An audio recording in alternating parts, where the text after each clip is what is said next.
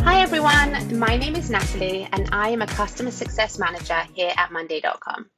I am excited to welcome you to this webinar series on building scalable workflows within monday.com.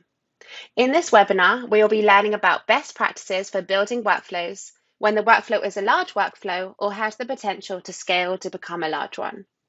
This session can also help those who have already built their workflows and are now facing challenges as it scales.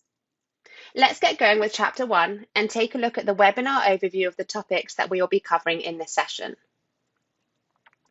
First, we will take a look at a brief introduction in Chapter 1, followed by what we consider to be large workflows and why building for scale is important in Chapter 2. In Chapters 3 to 5, we will take a look at some best practices for building at scale, such as planning your workflow, automations and integrations, and how to best manage your end users.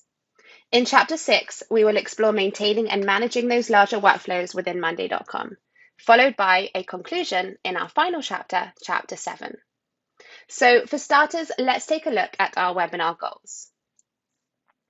The goal is to help you to build workflows that are leaner, faster, and create a smooth experience for your teams. After this webinar session, you will have the tools to help you best build your workflows with scale in mind, maintain and manage large workflows and use cases, and be able to implement tips and tricks to enhance your user experience. So to begin with, as you can see here, without laying solid and strong foundations, a building will collapse. You also need to think about what you want to have in the building, what purpose it will serve, and also bear in mind any design changes further down the line. The same is true with building your workflows in monday.com. It is important that you already begin thinking from the start about any workflows which have the potential to scale and become large, and at what rate.